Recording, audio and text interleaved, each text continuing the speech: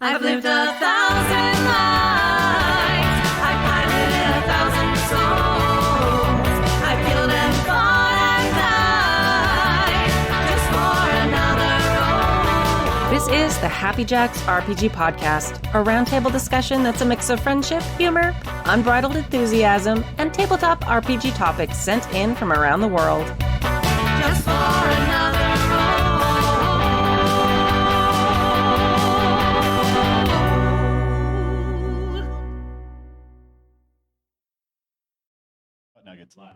Hello, and welcome to our live show from OrcCon 2025. Woo! We're in season 35 of the Happy Jacks RPG podcast. If this is your first time listening or watching the show, please stop right now and go back and watch our normal content, because our live shows are a little rambunctious and a little unplanned. Woohoo! And I can't say that our normal content is much better, but it's a little bit more organized and it has a little bit better sound because we have a studio.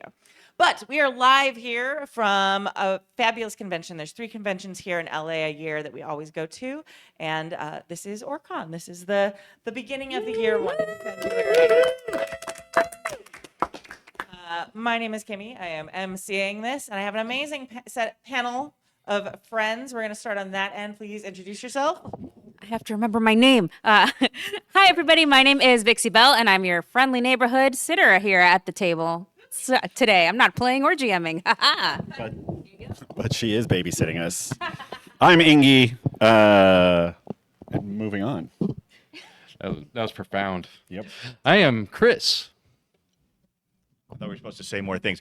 I'm Brian Suskind. I'm also sitting because I'm inspired by Vixie. I'm Kadave. And sitting is a lifestyle choice that I've chosen. All right. Yeah. This is why you should go see other stuff if this is your first time watching our show. It's All me. right. It's us. Yeah. This is performance This is art. us. Yeah. Isn't the whole show about sitting? This is me babysitting my friends. Okay. And we always start off with a con report. So let's please welcome the man himself who runs the convention for a report on OrcCon 2025. Eric, welcome back to the show. Thank you. Thank you. Good to be here. So welcome to OrcCon 2025. We're very happy to be here. Real quick report. This is the largest show we've had post-pandemic, and it's already beat last show, which filled everything. So we're going to be in the 23 to 2,400 range at the end of this. We're already past 22. It's quite good.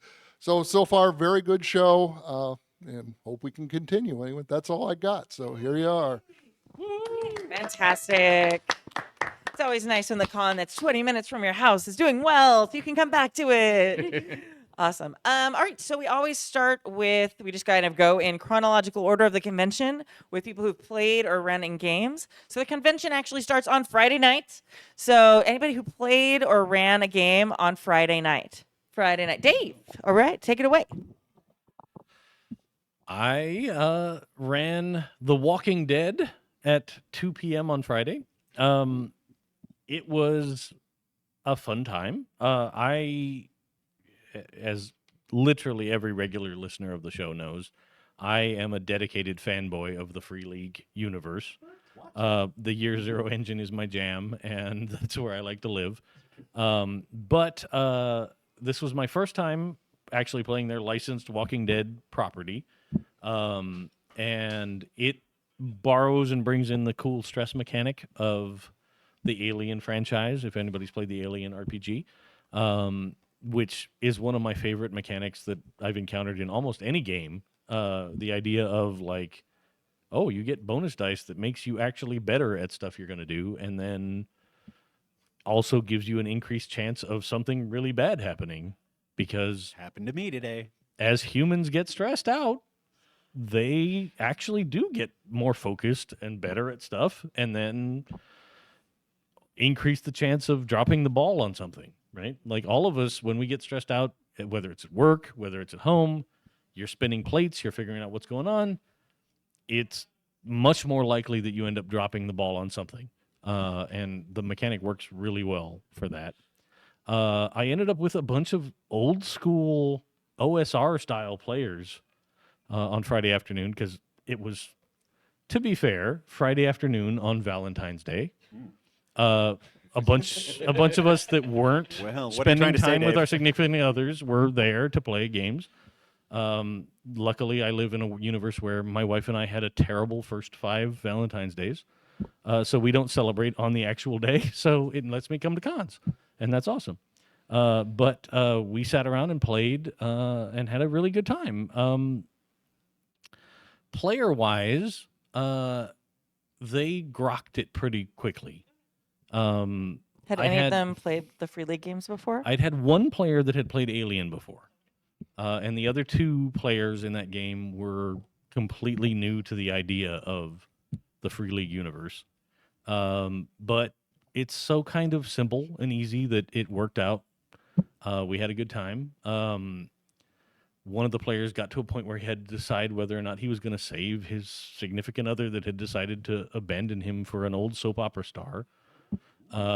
And he chose to make the save and work it out later.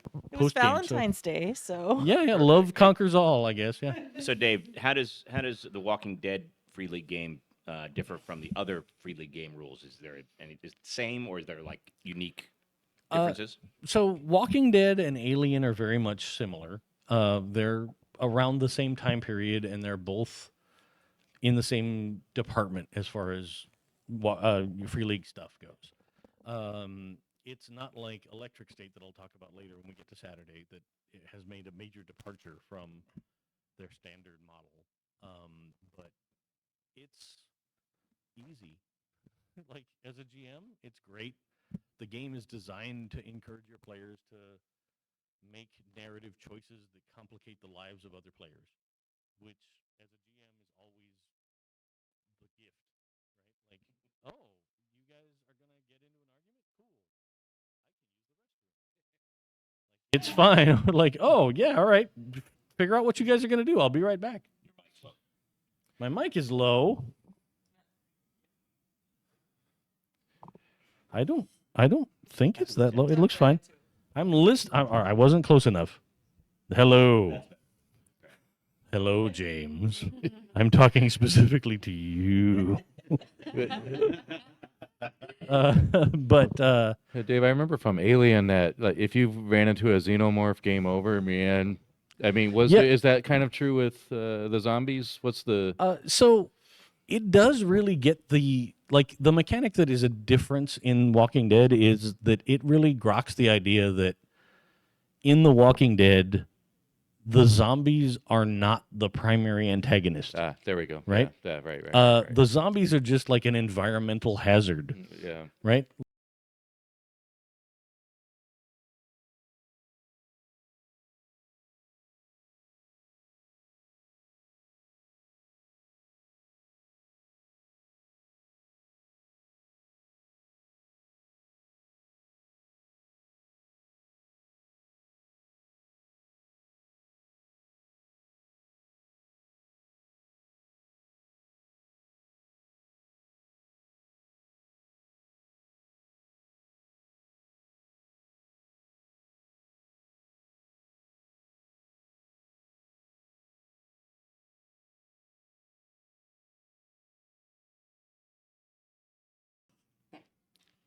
Whatever Kimmy just did, reverse it, please. Hey, it wasn't me that screwed it up. If you can hear me now, it's working fine. And we're back. Very good. We never left. Listen, it wasn't my fault. I didn't screw it up. Just That's when the dragons FYI. attacked. that was Yes. me. I had Thanks a for coming to con, everybody. Yeah. I had a 50% chance of making everything better. And I did the wrong thing. And so then I Like those, redid it. And we did the other 50%. And then it Yep. was great. Yeah. So, but yes, like it very much focuses on the idea that you can make mistakes and you can do things that make the environmental hazard of zombies worse, but the primary antagonist and the thing you're fighting against and dealing with are the other people that still exist in the universe, or whatever challenge your person has to overcome. Right. But if you freak out and you scream and you're out in the wilderness, well, okay, that threat meter is going to tick up. That's why I never understood people with guns in zombie movies. Yeah, you let everybody know where you are. Yeah, Yeah. exactly. Take the sword. Or the crossbow, if you want to be a ranged combat person, for sure. The real threat are people, which is why they're delicious. No one can hear you. I know. Yeah. But it went very well. I was surprised because it was, again, an old school gamer group, right? Like I was like, oh, okay. You know, our chat before the game actually started was all like, when I was last at GaryCon. And you're like, oh, okay, cool. All right, you guys are you guys are out here for this. Yeah, let's go. Do not speak to me of the old magic. Yes, exactly. But it feels weird when I'm the new wave, right? Like around the Happy Jacks universe, I'm in the old guard, not the young new folks that have showed up with all these weird games that I'm like, I'm a little uncomfortable. This is new information. Yes, yeah. It's me. I'm old. We used to be the young ones. used to be Sighing, the young glaring, I was young like, once. wistfully off in the Yeah. distance. I was there, Gandalf. Yeah. I can justifiably say that Gary Gygax invented the game before I was born. Not a lot before. Pictures or we don't believe it. Again, I haven't taken many pictures when I was 1 and 2 years old, so I feel like Free League is a good like medium step. Like it has like newfangled stuff in there, but there's enough kind of mechanics for people who are more used to like old school role playing games to kind of make that step, because there's a lot of for them to lean on as far as like what to roll and where to, and so they understand the mechanics of the game very well, but it has certain things. All the Free League games do a good job of this, of like pushing them a little farther into more narrative style play. 100%. Yeah. For me, it is the wonderful half step between full narrative story gaming and old school rules based kind of gaming. And it always delights me when people roll 8, 10 6-sided dice and get no 6s. Like me today. Which is a true delight to watch people go, oh, I got this.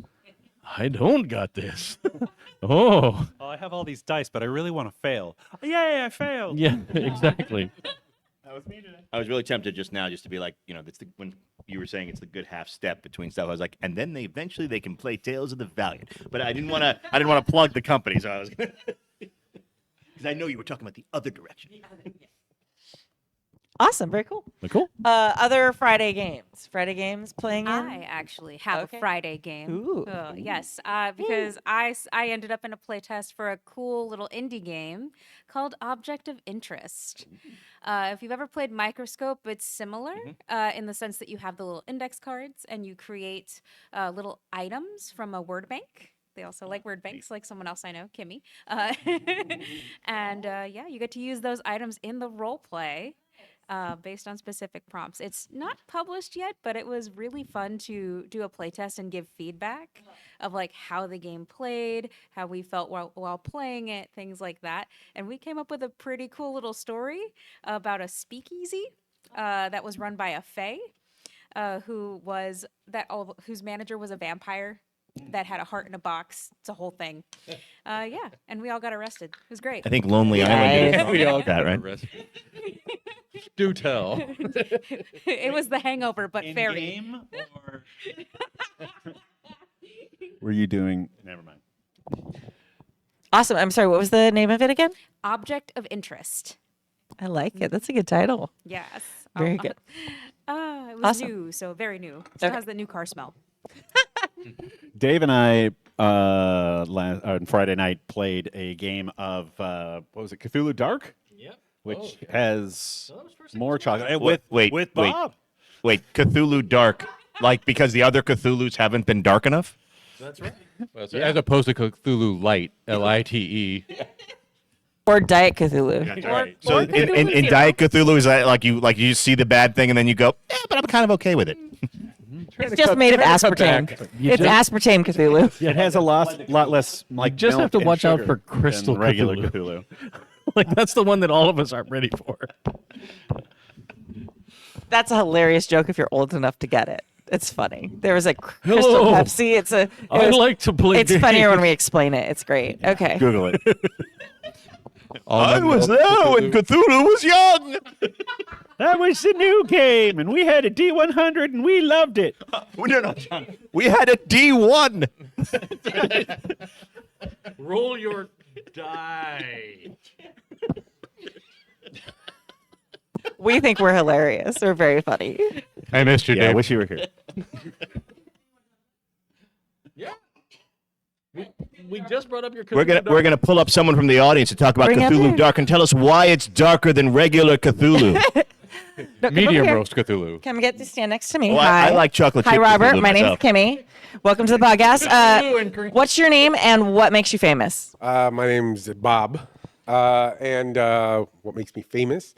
No, I've been. I came here because right, of to the the right, Happy to the right. Jacks. Take a big step to the right. To the right, Now you're in camera. to the left, to the right. I came here because of the podcast.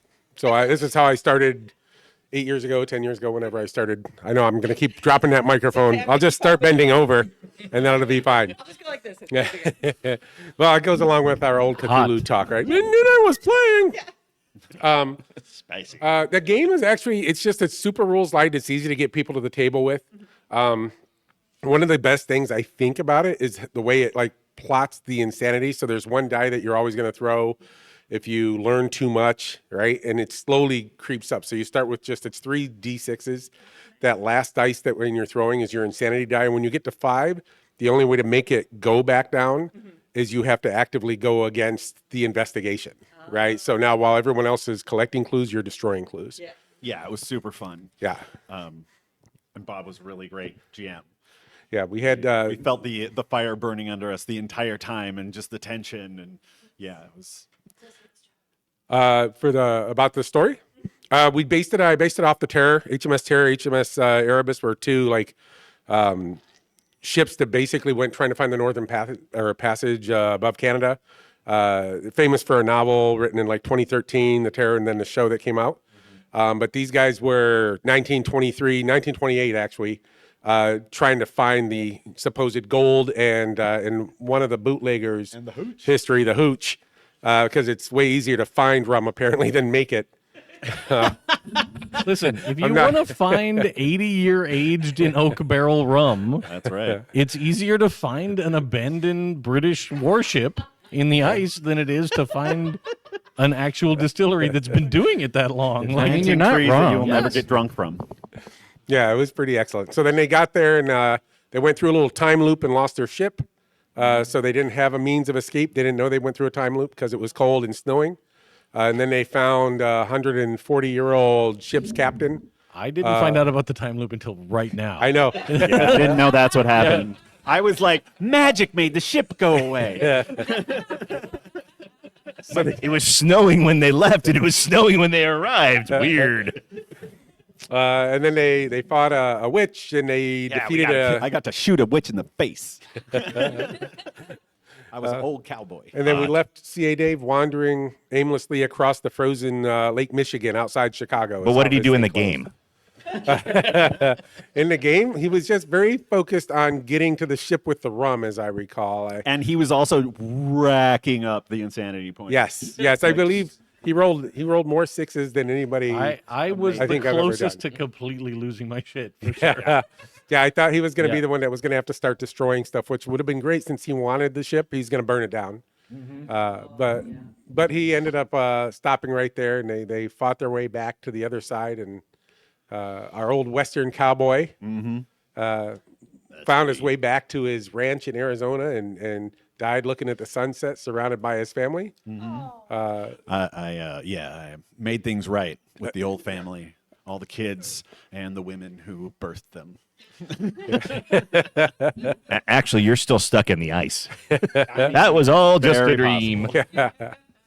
No, it was a good game. Well, and it's always good players and everything else, but it was well done. Thank you. I really want someone to run a Cthulhu game where you're playing the cultists trying to stop the investigators from learning anything. Like just play do it from the other side of things, like Cthulhu reversed or something. It'd be like Cthulhu Uno. I feel like I've heard of a system that does that, but I can't remember the name of it. Yeah, I don't know. I looked at Like, Tomes because wait, Tomes is knows Kimmy all being sarcastic? systems. I mean, but it's a little bit like skeletons. Where you're like, I'm the monster that sleeps in the dungeon, and I only wake up when heroes come. Wasn't that called like Dungeon Master or something, where you play the guy controlling the dungeon? Well, there was Dungeon Keeper, the video game. Yes, yeah. That was you're the master of this dungeon, and you have to try and keep the heroes out. Yeah. I mean, we have Cthulhu with cats in Cats of Cthulhu. Cthulhu. Yeah. Now, if we could Very just good. get world lore, that'd be great. Just saying. Amazing. All right. Any other Friday games? Friday games. I was stepping out because I wasn't talking. Oh. Friday. Friday. The man, the myth, the legend. Hello. What's your name? And why are you famous other than we love you? The god of gaming. I don't know anything about this, but my name is Tomes. He, him. I run games on demand here at Strategicon, and occasionally help with the what's our meetup called? Story Games LA meetup. No longer Story Games Glendale. It's Story Games LA. We've taken over.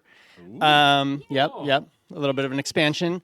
We killed the other meetup and took their territory. I dig that. I dig the idea that you're like Glendale's ready to fight. Let's go. Friday games. So Friday day afternoon, I actually pitched a game to run at Games on Demand, which was Everyone's a Suspect in Kerching.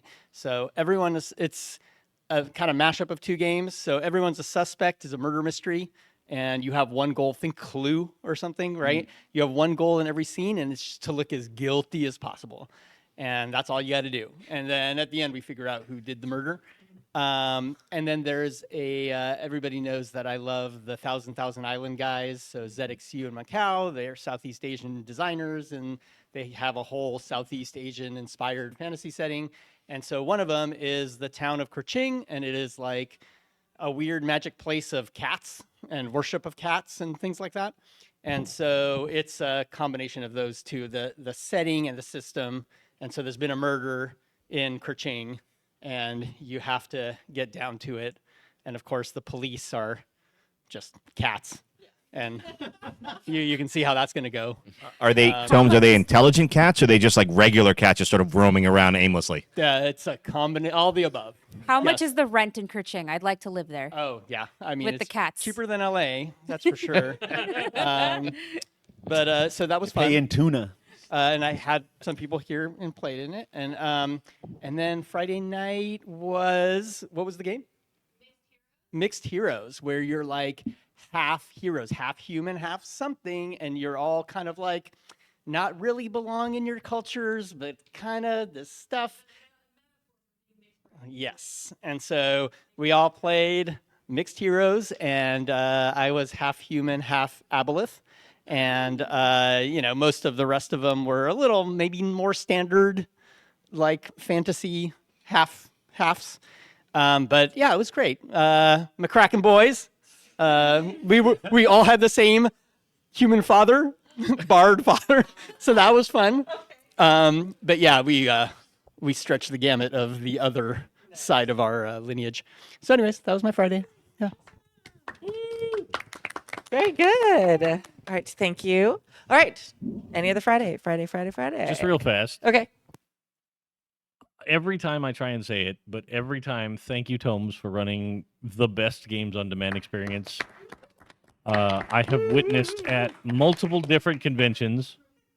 Yeah, but you know what? It's all because we came here and we're like, oh yeah, that guy knows what's up. Like, let's go. Like, thank you. Yeah. Cheers for your hard work. Yes. Awesome. We love you. All right. Saturday morning games. I have one. What game was that? Yes, I made Engie get up at the crack of dawn so that I could be there at 9 for this particular game. Too bad called the- Virgins and Vixens by someone named Kimmy. It was also GM'd by someone named Kimmy. For the record, I was excited to be part of it. For the record, at 9 a.m., I was in the elevator getting to the game. So I'm glad that they were on time. I was in the dealer room and Kimmy comes barging in like, you know, like the like Home Alone, you know, coming through the airport. To play a game and I haven't prepped. And then we also got lost because we went to the wrong room. And then everyone else got lost because they went to the wrong room. And then we found the right room and started the game. Yeah, it went well. It's a good morning. It was a great morning for us. But it was I won fun. the princess contest. That's true. Yes. So Together. through friendship. So I ran Virgins and Vixens, which is actually the first game I've designed. And as much as I love Starscape, I think Virgins and Vixens will always be my favorite game I've ever made. But it was fun. I haven't run it in a really long time, so it was great to like remember the rules. And I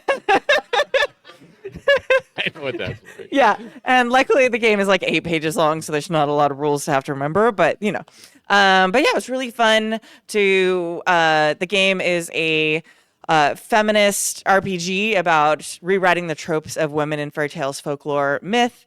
You don't have to play as someone who identifies as femme, but that's like the design intent. And luckily, everyone engaged with it that way, which is really fun and amazing. It's the first time I've run it at a con, so I wasn't sure how people would engage with that. I put that in the description, hoping that people would come and engage it the right way. And I had like a full table. It was really fun.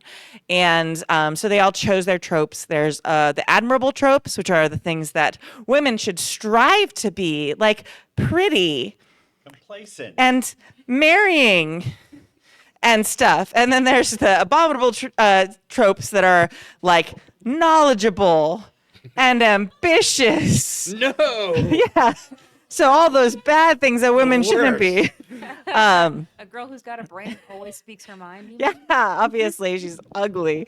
So anyway, Got so mics for hair. yeah, the design intent is for people to embrace their trope when they first start playing, and then as you try new things, you break away from. You start with some descriptors like pretty, charming, vacuous, like they're kind of a mixed bag. And then as you play, you get to rewrite and pick new descriptors and cross out old ones. So you get to become a new character, or not a new character, but you get to become an actual person other than being a trope. People sometimes find it uncomfortable to start, and they feel like they're making fun of women. And it's like, no, the design intent is that you embrace that and you realize that you're making fun of the trope, not women, and how the trope isn't a good representation, and then you move away from that. And yeah, so there were some players here, and I did the amazing Happy Jack suggestion of, okay, we made the characters, we figured out how we know each other.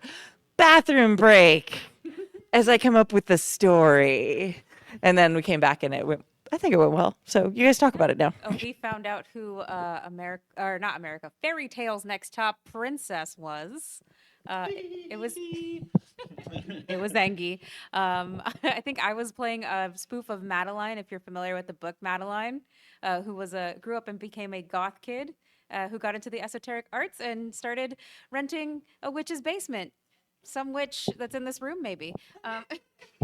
I really feel like Dave and I were robbed of the prize because we were playing twins, clearly. And we had dresses made of gold people, and I feel like we really had the points to win. I mean, yeah. The part side note. So what happened was Dave and Brian's game ended early, so they came upstairs just to hang out. So they ended up stepping into the roles of Belinda and Bettina, who were Ingy's evil stepsisters. So as I was playing them, but then they were just like played to perfection later on by these two. Well, the part that I 100% attribute to Brian was the idea that we were twins. Hey, I came up with that. No. We were twins, but at any point we would just trade character sheets back and forth. So it was like, oh, I need to be cunning right now. Yoink. And just take the other character sheet. Yeah. It was also perfect because the players had all picked their playbooks and they had left the prize, which is like the vacuous one who like is like the prize for the prince at the end of the adventure, and the schemer as the two playbooks that were left on the table, which then became the evil stepsisters. Is pretty perfect. Yeah. The daughters of King Midas. Yes. So we were we leaned into it, right? We're like, gold stuff. Let's do more gold stuff. To be clear, Belinda had rose gold and Bettina had Bettina. regular gold. So there was a clear difference for the influencer crowd who could tell the difference. We Really. should probably tell them what playbooks we played, Angie. I played the Libertine, who was I forget if it's an admirable trait or not. No, that one's an abominable. That was the abominable. Because you lean into your wants and needs and Right. your sexuality. Yeah, How all that. terrible. Exactly. Horrible.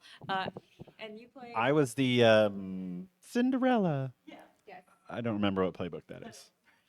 It's in my backpack, but it's all the way over there. You were the Chosen. Yeah, the Chosen. Oh, I remember. Was it Chosen? Yeah, it was the Chosen because the other option's the prize for the Cinderella. So. Right.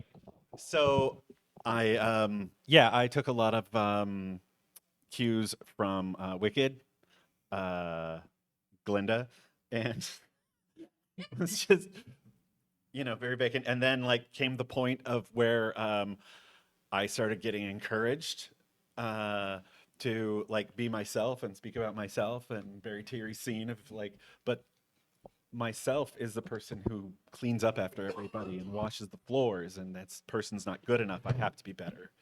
And then she encouraged me to be that person anyway. And I went out and I did it, and then I freaked out and went far too far to the one side and was ripping up my own dress and realized, oh wait, no, I'm gonna need that.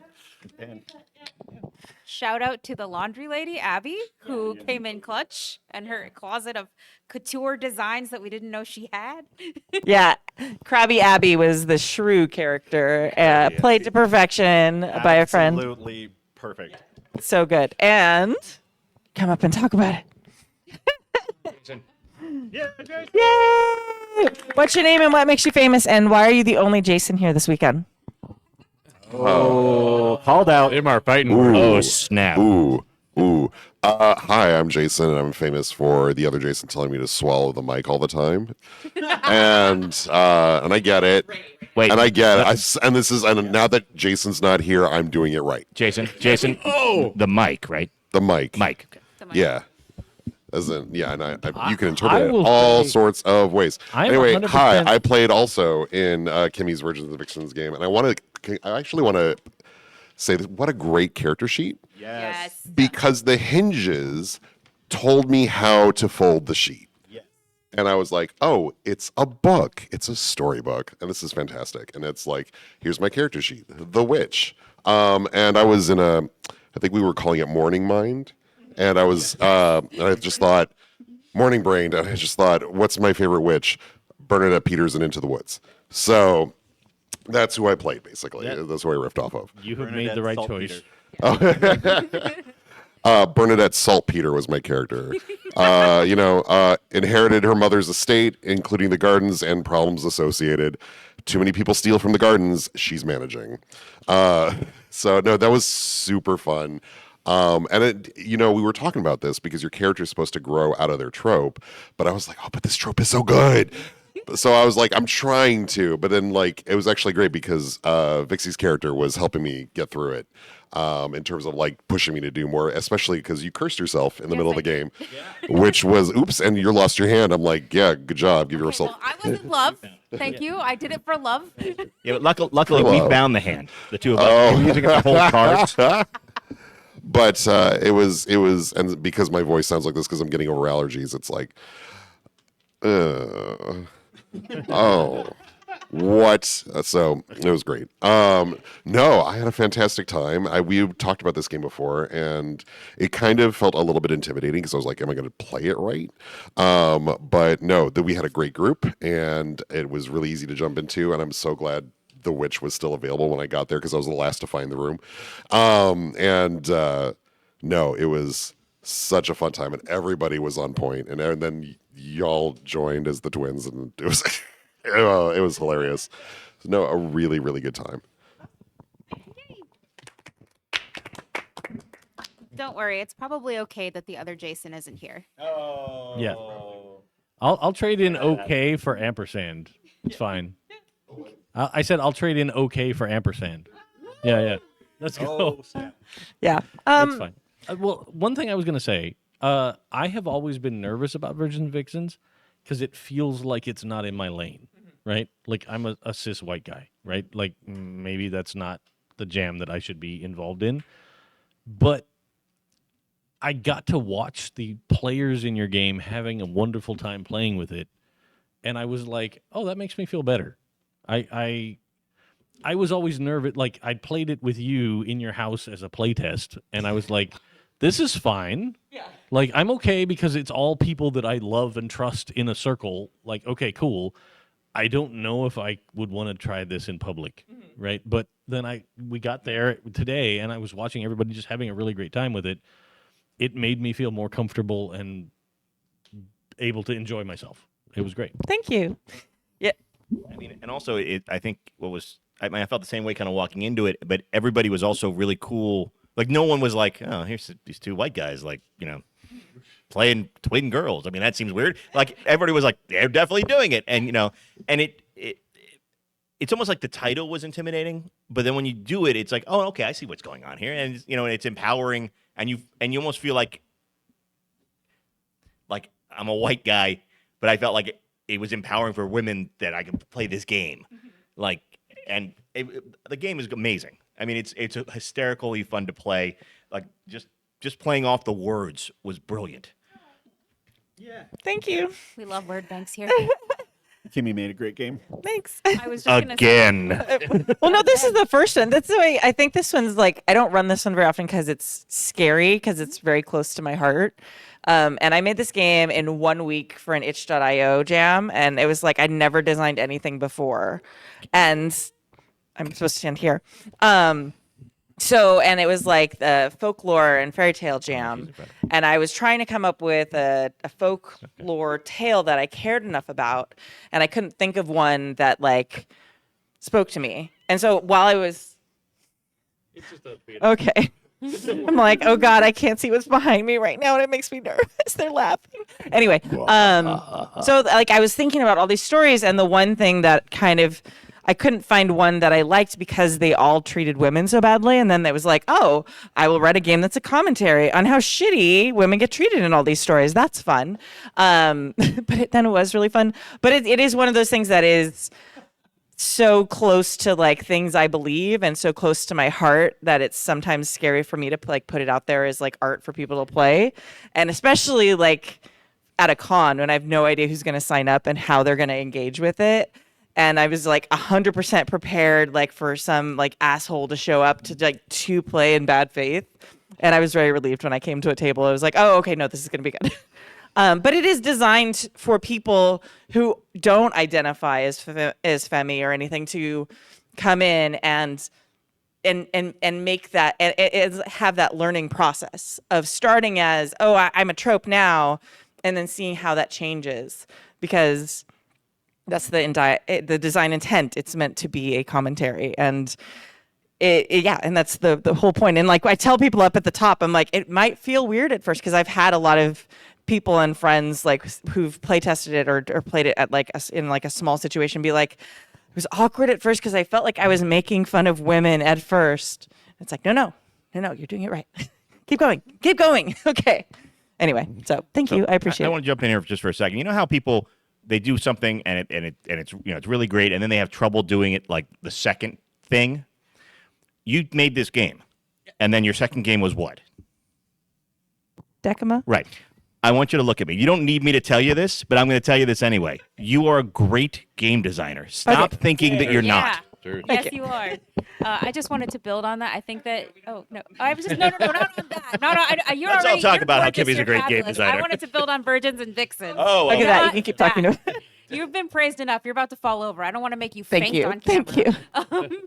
No, I just wanted to say, like, when you're playing Virgins and Vixens, I think that the most important thing is to approach with an understanding mindset, because the game is about learning, about how women are treated in folklore and myth, and go and like learning about how to view that in a different lens, and like, hey, women are, maybe we should rewrite women a little bit in folklore and myth and break outside of these tropes. Well, it's interesting. Like when I played Coyote and Crow a while back, and I had the same feeling going into that because it's a game written by indigenous game designers, and I'm thinking, is this game for me? Like, and I was talking to this. He wasn't one of the designers, but he was a indigenous man who was running it, and he's like, no, this is totally for you. If we didn't want this game out there for you to play, we wouldn't have made this game. And I think like Vixens has the same sort of thing where it definitely has a point, but it's also can be for everybody. Especially because it's something that's really accessible. Like most of us have myth or folklore or fairy tales, especially in the Disneyfication of our general culture. So it's something that's kind of an easy access point. Okay, we can stop talking about this now. Thank you. I And another thing appreciate about it. Kimmy. Nice. Other Saturday morning game. Oh, good. So this morning, Dave and I played Mothership, which we had. I That's think a great one. We'd never played before. And Mothership is a very easy to play space trope game. Think like Aliens. And it was interesting because I kind of went into it with no knowledge of it other than what it was called, and that Dave said, "Oh, I wanted to play that," and I went, "It's probably going to be good," and it was. It was a very good game. It struck me a little bit like Free League stuff in that it was very easy to access and get into it. Dave and I both played technicians on the ship, which meant we were vastly unprepared for the hijinks that ensued, and almost died several times. Really, it was repeatedly almost died. One point we had locked ourselves in a cargo bay while everyone else was getting eaten, and honestly, I didn't really want to leave. I thought we were probably very safe there. We had a still in there. We were really, we were pretty okay. I think what was interesting about the character sheet, especially, is that you have a skill tree with columns, and the skills in one column like connected to skills in the next one, so you had to like build off of it. But you got bonuses for the columns, so it's like you had to roll a die. Oh, you're in column one. This is the bonus, and so it was very easy to pick up, very easy to play. I will say, I would love to see a space game that did not involve liquidy aliens that burst out of your chest. I mean, I like that as much as the next sci-fi fan, but apparently those are the only aliens out there, are the chest bursty, liquidy alien things. I'm like, could there be like, I don't know, space clowns? Or, I don't know, we played Starscape and there were space pirates. I was very happy to see space pirates because, it seems like the aliens are the chest bursty kind. I mean, they could also be hot, That'd be cool. Why not? Hot space pirates. Even better. I'll have a game for that soon. I was going to say, I remember the 1990s. All right, who wants to play Hot Let's Space go. Pirates What about tonight? Even earlier. All right. What about chest And that's bursting been space pirates? What about ice pirates? One of the things about the game that I really liked was it was easy to pick up. Yeah. I dug it. Brian and I ended up playing Yaphet Kotto and Harry Dean Stanton from the first Alien movie, right? Like we were just those guys on the ship like, yeah, we work here. You guys are off doing stupid stuff. Like, no. We're just the guys that keep the ship running. Dave, I do have to say my favorite part is when all the crap started going down, like in this long hallway. There's aliens attacking people down the hallway. Like Dave was sort of behind me, and he's like, "Oh, I opened the cargo bay door," and I look over at him and go, "Come on." Yeah, we went inside and closed the door. We were like, that looks terrible. Nope, Back into the up. hedge. Yeah, one step behind, close the sliding door, lock no the for me. door. We're like, we've got all the vac suits. We're fine. Too bad we'd already been infected by the alien at that point, but that's how it goes. But it was great. It was fun. I very much am glad that I got a chance to finally play it. It's one of those games that's been on my list for, I don't know, 5 years or more at this point, and that's one of the reasons I come to game cons, right? Like I show up, and anytime I'm not running a game, I'm looking for those games that I've never played before, right? Something that gives me a new experience that I'm into. Like let's go. Like that's why I'm here. That's how you found Free League, right? You played one of their games here at the con, right? No. No? Oh, okay. I'm the weirdo that was like, hey, Free League made a game about kids. And they're coming out with an Alien game, and it was supposed to release, and I was like, yeah, I'm going to run it live, like 3 hours I after the remember PDF that. comes Yeah. out. And then the PDF got delayed, and I was like, what am I going to do? What am I going to do? I'm gonna run Tales from the Loop, but it's kids on LV-426 from Aliens, like before it all goes wrong, which turned out to be one of my favorite games I've ever run. Like, just I remember when you talked about it here. Yeah. realizing, like, as long as I don't let the alien in the same room as the kids, it's gonna be a great game. Like, let it keep showing up and murdering all the adults nearby and scaring the kids, but never put it in the room with the kids. And it turned out fine. It was great. Until the very end where I killed Davi. But made the choice, right? Like, it was a thing. So it was good. Come in. All right. There's Very people good. at the doorway. You guys can come in and hang out. We're cool It's and fine. nice. It's fine. Other Saturday games. I Saturday morning? crashed a game on Saturday. I feel Okay. like Saturday morning, Cody. You have to tell me the name of it because I don't even know. Oh, Foxen, a firebrand Thank you. hack. I am old and hard of hearing. That's okay. And it's We're all tired. Yay! Sorry. Cody's here. Yay! Who are you Cody! and what makes you famous? I'm Cody, and I'm tired. And you're designing a game, I think. Who needs to drink when you have exhaustion? That's what I say. Everyone? Oh God. All right. So yeah, I made a Firebrand's hack I know. called Voxen, a Firebrand's hack, and it's basically superhumans being oppressed in a mega city, messy politics and messy relationships. It's classic Firebrands, and you crashed it. I did crash it. And you blew up a dam. I did not. That's circumstantial. Dang. You blew up the dam and then framed my friend for blowing up the dam because it's a GM-less game, so I was a player.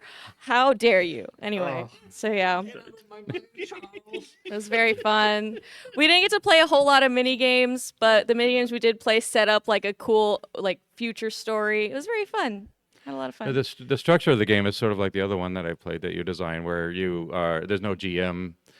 You share the scenes by setting up the trappings, and then there's a lot of prompts that you use to facilitate the scenes. And I found that I just love that style of gameplay because it just allows for a lot of creativity. We kind of bulldozed through a couple of them, but the scene structures are really cool.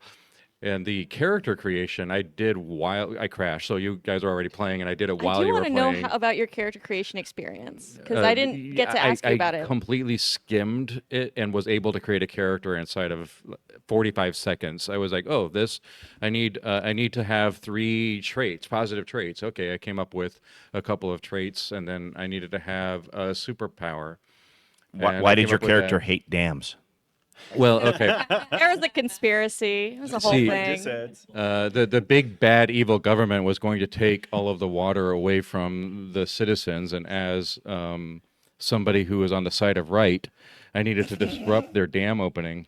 And if a few people got a little wet, not my fault. So you killed millions when the dam broke in the name of freedom. I tried to, but then somebody stopped it. Short-sighted people.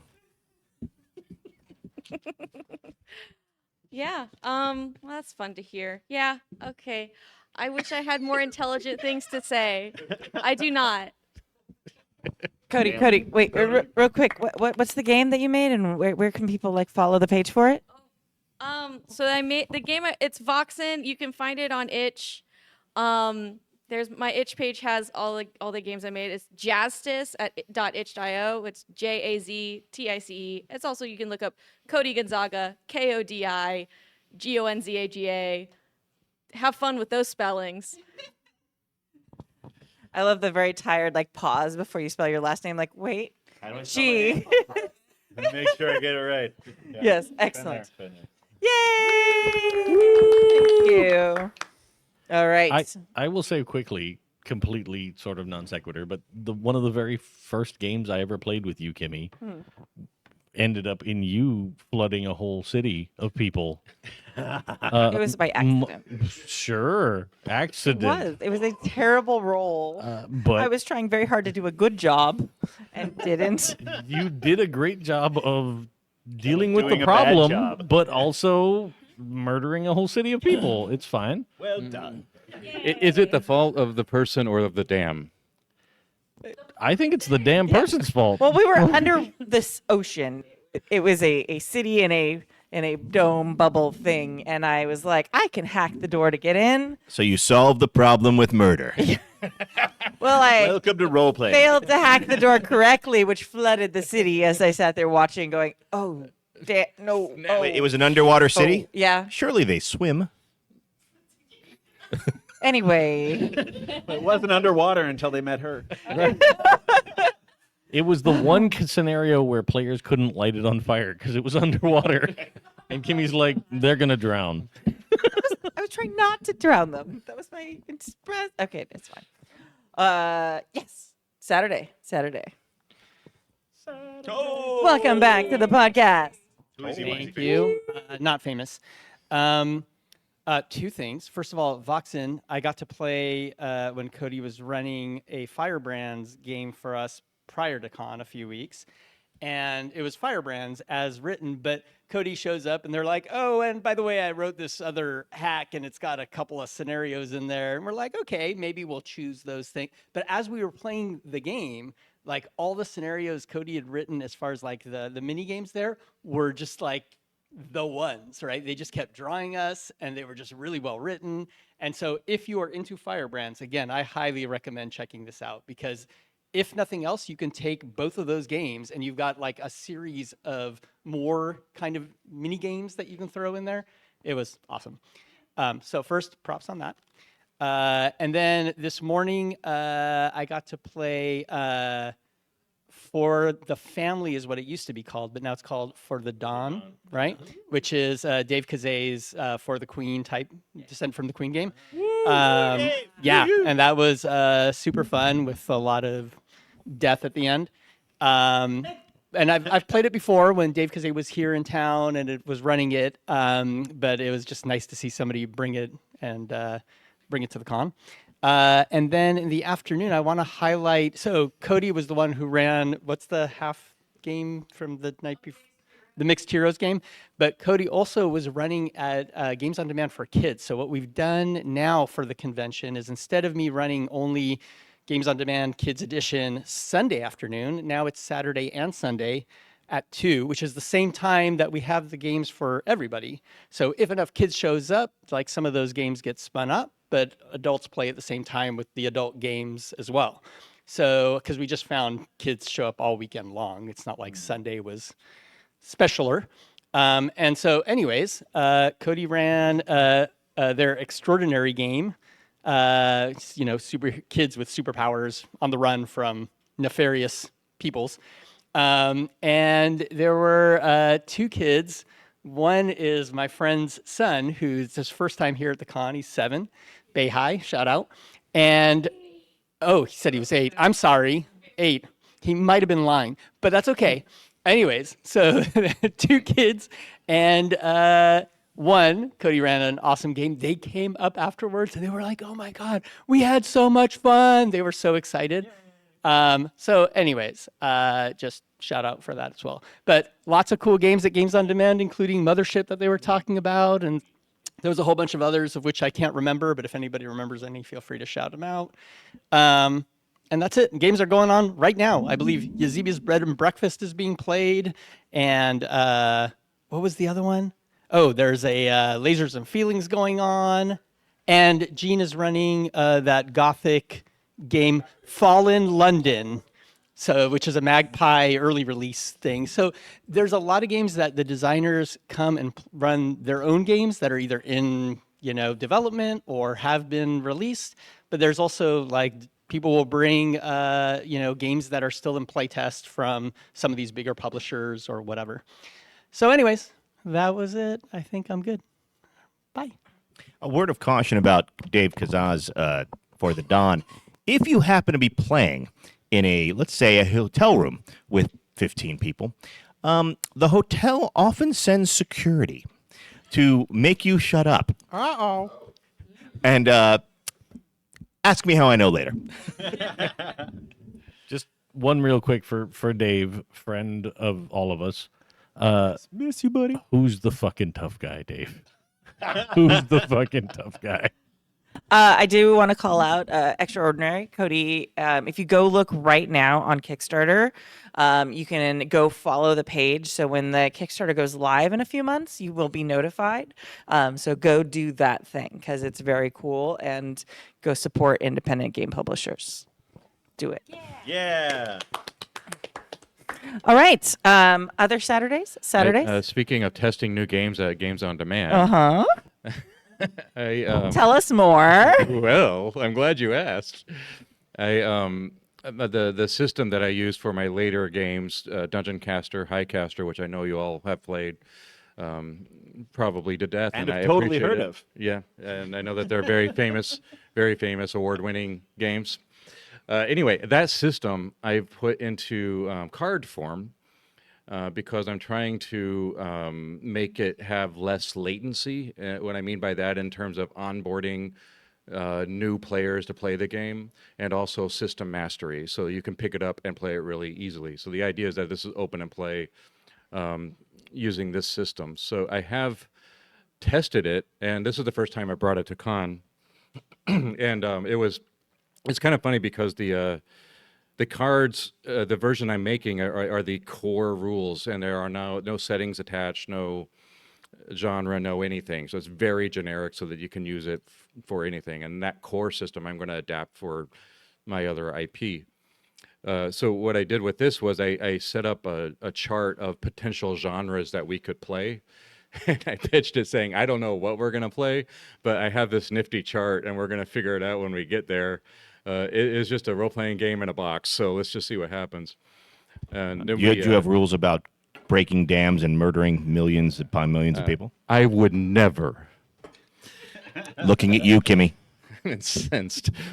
So we ended up getting an adventure game. It was a Bubbles door, not a dam. Tell the people that.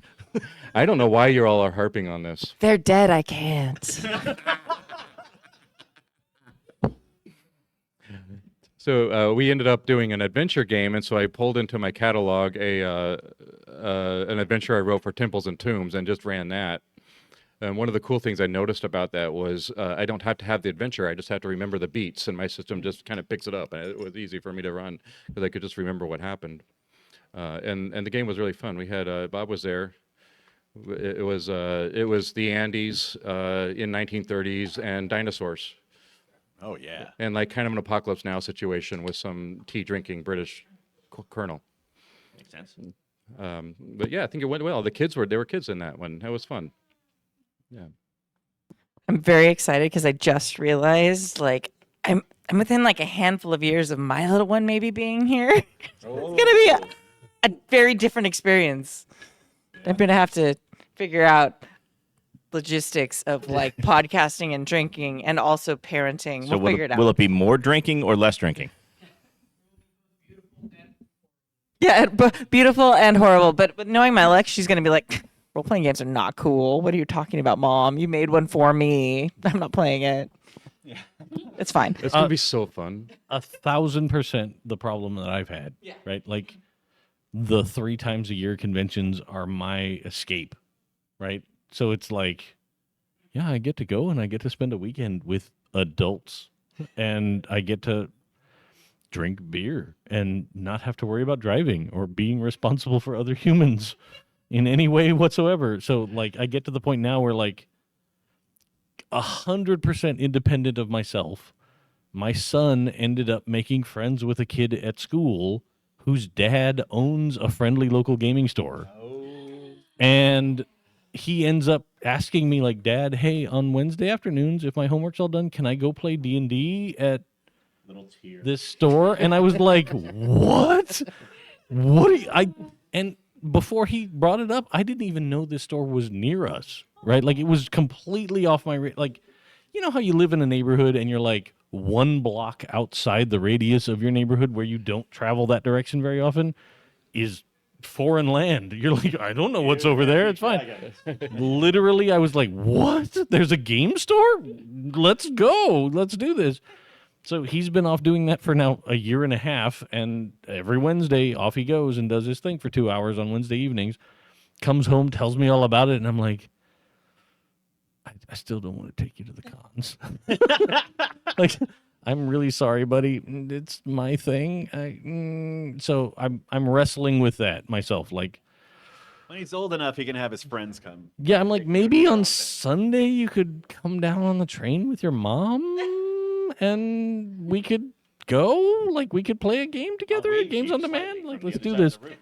Yeah, like Sunday would be okay. It's Like, just our traditional way. as long as they get here after noon, I've had time to sober up. It's fine. Like, it's okay. But don't get here first in the I morning. did bring my kid when he was younger, about 7 or 8, pretty frequently, and now that he's 16, 17, he's too cool for school, so he doesn't come anyway. But what worked with him at that age was bringing him in one day and just focusing on him for that day, and then that all of those questionable activities would have to wait or would have to be done before, but having that day just for the kid, I thought worked pretty well. See, I had the opposite experience. Like my daughter's now 19 and my son is 16. And here I am, a professional game designer. I have books published, and they were completely uninterested in any gaming at all. And then COVID hit, and I started running a game for my son and his friends, which my wife called my community service because I was doing it like 3 days a week because they were trapped at home and we were doing it online. And we're still playing every Sunday. Like we have this kids game, and my daughter joined at one point, and now my daughter's going off to college, and she's running like 3 games. That's amazing. And my son, right today, like I was here, so I wasn't running the game. They're like, well, we're gonna get together, we're gonna play something else. I'm like, yeah. Well, it's a closed loop now too, because I did the same thing with my kid and his friends. Actually, I've known these kids since they were elementary school, and I was running a game with that family and my kid for years, middle school all the way through high school. And now that girl that was in that group, and we still meet from time to time, came to the con today with her friend, and I saw her maybe a second, and she was like, and she was gone. I don't know. She was LARPing. I don't know what she was doing. I saw her maybe 3 minutes for the entire day, just zipping around the con. So it comes full circle. Yeah. I will say that when my daughter went to college, she called me like about a week in and went, hey, Dad, I met a bunch of people, and they're gamers, and they've heard of Cobalt Press, and they heard about you, and now I have friends. And I said, you're welcome, sweetie. I gave up a lucrative screenwriting career to do game design just so you could have friends in college. Oh, it's freaking great. I mean, you had to get something out of it. Right? I was just going to say, my niece started our conversation on TTRPGs with, what's Call of Cthulhu? Oh, wow. And I was like, cool, we're going to talk about that when you're older. And then she decided to read Princesses in Peril from cover to cover. And now we have to plan her first game. Yay, how exciting. All right, other Saturday stuff? Oh, all Bob, right, here we do you go. want to talk about I was going to speak. I wanted Bob to flaunt, but he can flaunt later. You wanted Bob to have fun? I was also a player in Dave's The Electric State game. Oh. So speaking of approaching a game like Virgins and Vixens and feeling like someone who's not female or a woman and approaching that game and saying, do I belong here? As someone who's worked on the last year that I'm a gender, I came to your game and this was just who signed up, and I was like, oh, I'm definitely at a table full of dudes. I'm like, I am glad Engie and Brian are here. Yeah, I walked into that game late, and it was big dude energy in that room. Yeah. I was like, oh, hey, I know most of you, and I feel a bubble that I'm coming into and popping. Okay. You missed the my wife joke. Oh. Oh, yeah. Oh. Remember it. I was like, oh. I'd like for the record to state that no one has ever looked at me and said, well, that's big dude energy. So. But and I was playing the only character that was a woman and being he/himmed, and I was like, wow, no, my name's Denise. You can figure it out. Also, I didn't realize, I think I subconsciously picked Denise for a name because of the shirt I'm wearing with David Lynch's, his character's response to Defense of Denise, fix your hearts and die. No, I had a really fun time playing it. It was really, I just was like, I just want to sample the game to get a taste, to see what it's about. We definitely had a fun road trip. There was definitely, and Brian, I'm so glad you said something. It was like, you can't flee all the MacGuffins. We can't, skip every road stop. Although the first one was 8-foot tall giant robots that looked like Nancy and Ronald Reagan come to the Reagan National Library, and we were like, no. I really wanted to jack into the drone we had and just be like, no, thank you. You botched the AIDS crisis, and trickle down economics is bullshit. Bye. Well, I mean, so those of you who don't know, Electric State is also by Free League, and it's sort of a road trip game through a dystopian California. And the goal of it is not to get to the place; it's the things that you see along the way. And a bunch of the people in the game were like, "No, we're not going to stop." And finally, I went, "You know, we got to get to this place." And I'm like, "No, it doesn't matter if we get to the place; it's the stops along the way." And they're like, "What?" And I'm like, Dave did a whole thing at the beginning of the game about this. You weren't that was laid out at the beginning. Let's wait for Dave to get out of the bathroom and talk to him about this. Yeah, actually, that said that. They were like, well, Dave will set you straight. I'm like, no, that's what he said at the beginning of the game. But no, it was chaotic with 8 players, but it was fun. And no, definitely some interesting interactions. And we beat up some bowler robots. Yeah. So I mean, that was pretty good. I That was couldn't tell the team. visual of the Ronald Donnie's Reagan thing. I can't. I'm having trouble shaking that. Yeah, They weren't 8 foot tall. They were like 8 stories. Oh, I'm sorry. tall. Did I say 8 foot? Yeah. I Well, meant 8 story. I didn't mean 8 Yeah, story. I wish you wouldn't have repeated it because now I No, they were can't get it out. giant robots along the Grapevine and I-5. And, Yeah, literally right at the 118 in the hold the big 5. sign. Come on down to the Reagan line. You No, should come and check it out. You could tell they were all Californians because there was a large debate about which freeways we were taking. Yeah. And it was like we were having a math conversation. Like, well, the 110 to the 114. I'm like, oh, what? And they all kept put the in front of the freeway number. Like it's right. and I can't believe you made the Grapevine even worse. You are a terrible person. am I the only person who thinks the Grapevine is pretty to drive through? No, it's great. Yeah, No, okay. I yeah. was like, no.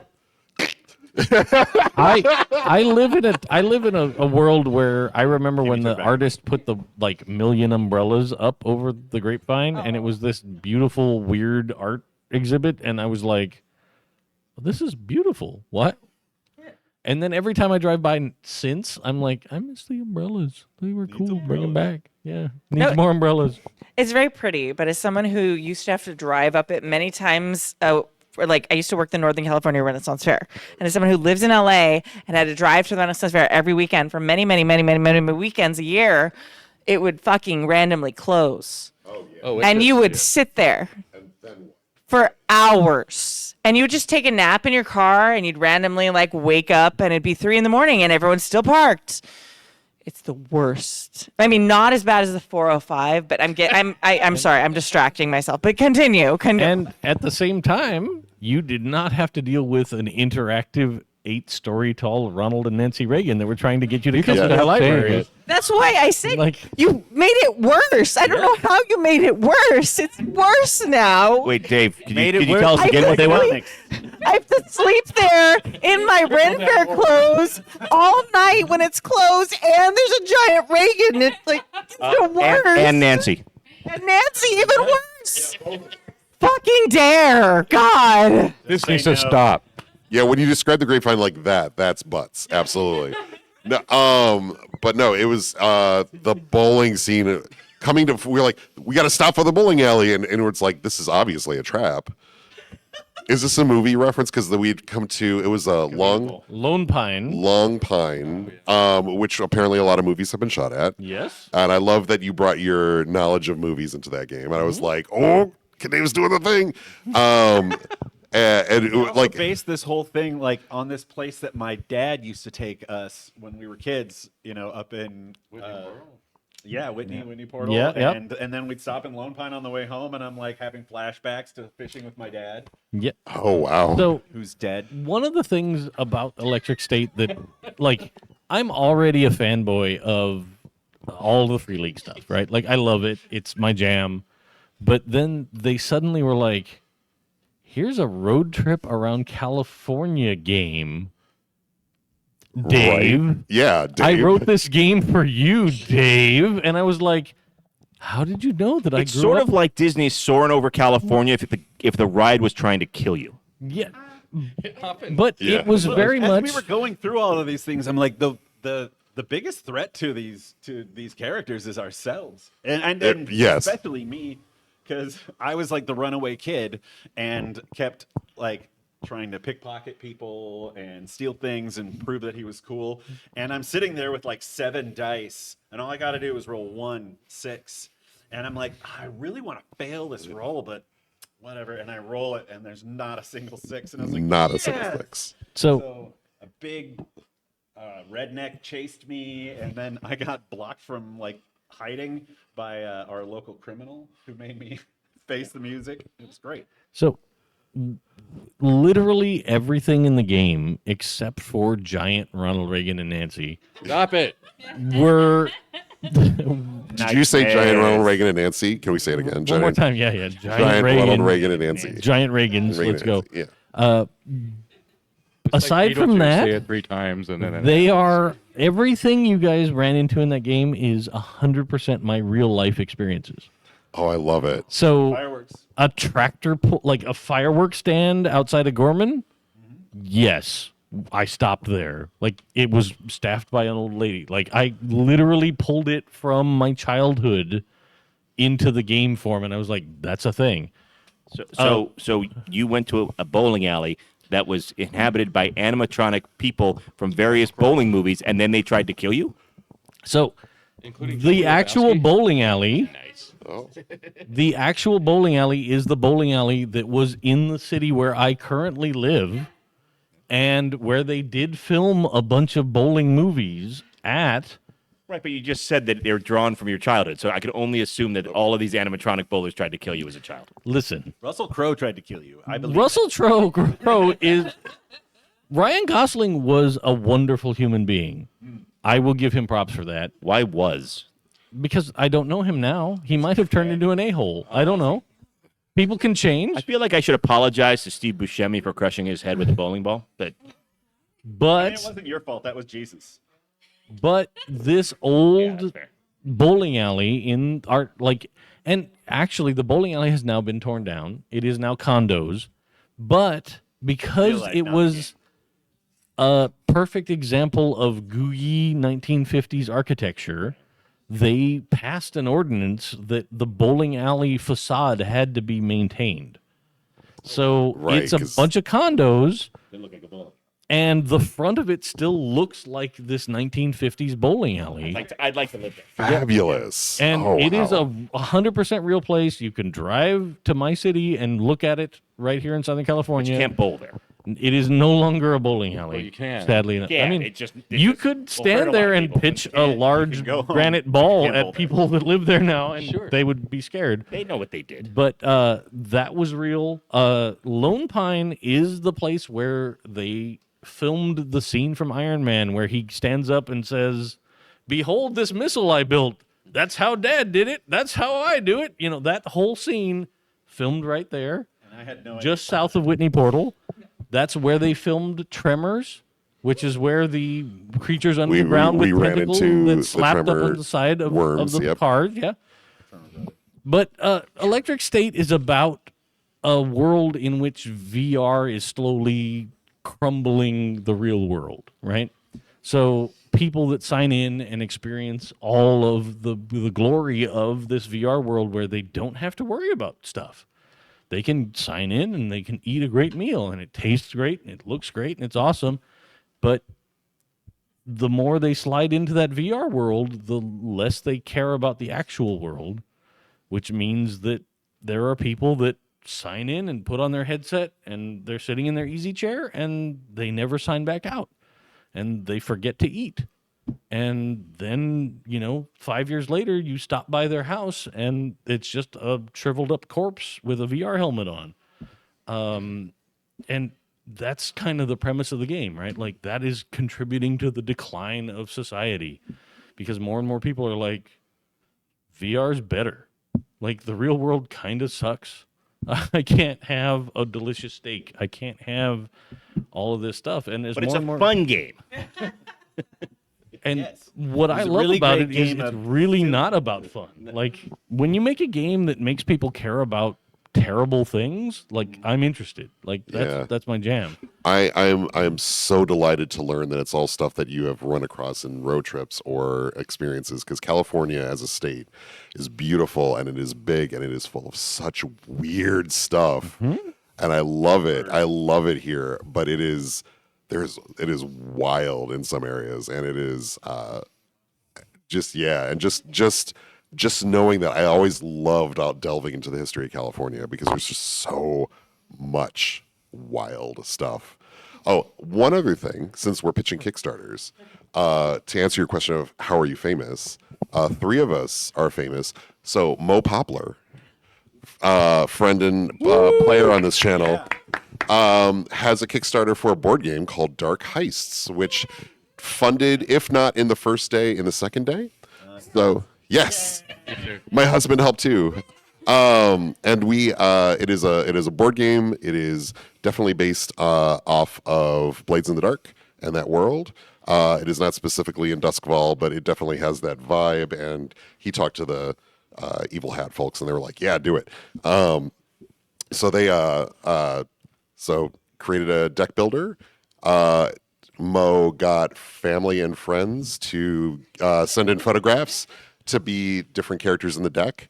So I am famous for being in the deck, and so is Vixie, and so is Cody.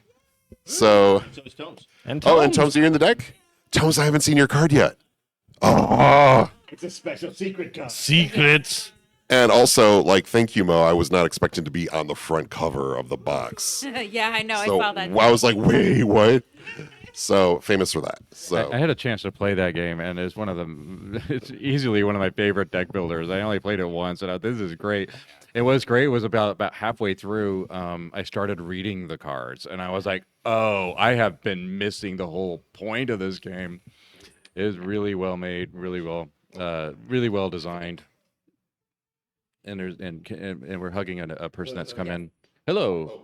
Oh, sorry. Here's your microphone back. And I was going to say, actually, also, GM and player on Happy Jacks, Artem Yatsanov is the lore director, or whatever the title is, lore something for that game. So they've worked on it too. Fantastic. Another plug, Dave's encyclopedic knowledge of traveling the roads of the United States, and especially California, will also be featured in an upcoming Electric State actual play on the Happy Jacks RPG podcast. Yep. So we're very excited. One of the things that I was very excited to run this game and actually make, I ran Electric State once when it was the alpha PDF that had just come out. And we played the prescribed characters and the original setting that's in the book. But this time I wanted to give everybody a chance to actually make the character at the table and go through character creation, which I thought went pretty quickly. It was really fast. It's fast, it's easy, probably even easier than the other Freely Universe games that I've played. But the idea is that all of the characters from this game, because everybody handed in their character sheets, are now available for me as NPCs that I will populate the world of the actual play when we actually start playing. So I will attempt to do justice to all of your characters and see how it goes, right? Like we'll That's figure why I it out. picked a really easy accent for you to do. Yeah. It's actually a lot like the accent I did in Blade Runner that drove Joey crazy. Yeah, that's true. That's true. Yeah, like, oh, come on. Let's go.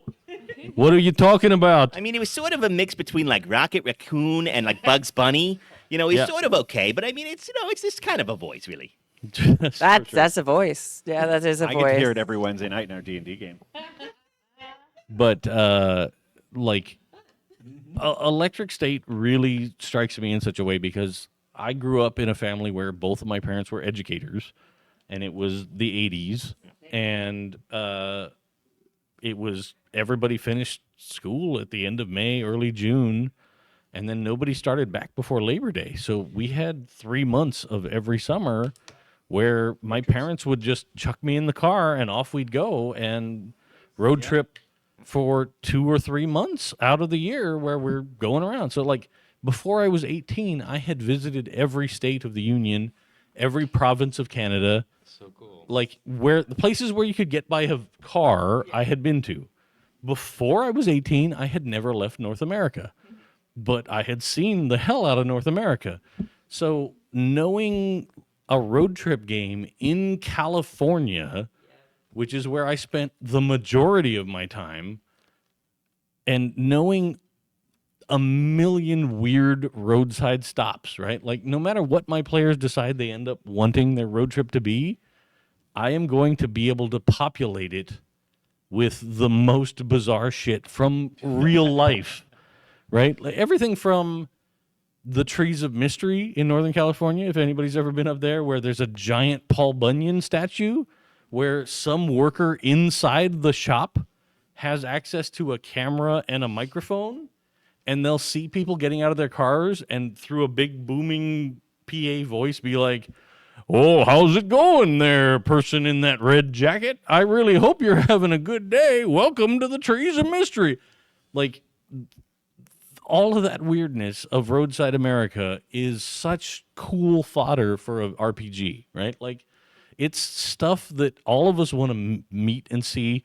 And in real life, in Lone Pine, there is a museum of film history there that covers everything from Gunga Din, which is where Cary Grant on the side of the road came from, to He was scary. the 50 years of black and white. Western filming that took place up there, to Tremors, where they filmed in the Alabama hills, where those weird rock formations that they hid from the graboids was part of the natural landscape, to Tony Stark standing in front of the Sierra Nevada mountains like it was supposed to be Afghanistan or whatever, but, you know. I appreciate Dave so much because not only is he someone who has also seen the movie Tremors, he knows the name of the monster. Yeah, baby. Yeah. I feel smarter for just knowing Dave. I mean, it's like when you have that friend that knows that that. Well, it's like when you have Aw. that friend that knows the name of the friendly Sleestack from Land of the Lost. Enac. Land of the Lost. All right, we're getting way too educated sounding for this podcast. Yeah. But at the same time, like, I can bring a bunch of weird knowledge to a game that somebody in Sweden wrote. Like, how did this happen? Well, that's the thing though with games, right? Like, when you bring your personal knowledge into it, it just makes the game that much more personal. So, because it makes me think of the game that I'm running right now that's set in Miami, because I have a deep, intimate knowledge of the city and places in the city, and my players are not from the state at all. So I'm sitting here like educating them on a world setting that I already know that exists, and I don't have to write. You know, I feel like it's the same way for you with Electric State. You don't have to write so much because it's already there. It's already written. It already exists. So less work in the long run, right? That's so cool. Yeah, long ago, I played with a bunch of guys. We did Hero System. We were playing Champions. And so instead of being, like in New York or something like that, we decided that we would base ourselves in LA. But like, nobody could have a Batmobile because you'd never get anywhere. You know, it was all about flying. Accurate, very accurate. Fucking grapevine. Okay. Any other games? Last call. Okay. Thank you for joining us for this live show. Woo! I haven't even finished the outro and they're clapping for me. Yay. Thank you for joining us for this live show at OrcCon 2025. Very excited to hear from Eric that it was the biggest show since the pandemic. We're very excited to see our local con building back up. And thank you to everyone who ran games, played games, came to the con. Thank you to those of you tuning in who are far away and can't join us. Hopefully you can join us sometime in the future. I am going to leave you with a little bit of a Kimmy Downer, but I want you to do this. So I am part of the DEI committee for GAMA, the Game Manufacturers Association. Right now is a really hard time for people doing advocacy work for marginalized people. If you could please, if it's safe to do so, express to your friendly local gaming store that you absolutely value DEIA initiatives, that would be fantastic. We're trying to work right now and get enough support for these like industry institutions and the people who run them. A lot of them are nonprofits technically, but we're trying to show that this is a valuable thing that all organizations in the TTRPG and gaming industry should continue to support and value. So making your voices heard, voting with your money, supporting, even if you have to drive a little bit farther to the friendly local gaming store who supports, a variety of voices. Please do that, and please tell them that you support them, vote with your dollars, and let's keep our industry diverse and supporting all peoples. So yeah, anyway. Thank you very much. And did you have a thing? Well, on that same note, don't be afraid to get weird with games. Yeah. Right? Like, get outside the box of the games you've played and try stuff from other folks that you've never met, that you don't know anything about. Feel their games in a way that gives you that experience, so you kind of have a better insight into how other people think about the world. Like, gaming is such a cool, safe place to get into it. Just give it a try. Do it. All right. Right? You want to get nuts? Let's get nuts. Let's get nuts. Yeah. And so thank you all so much. We love you all. And we're going to the bar. So good night. Bye. Bye. Jason. Oh, I'm the guy that has to click the Yeah, end. you have to hit the button. Everybody's waving. That's you this time.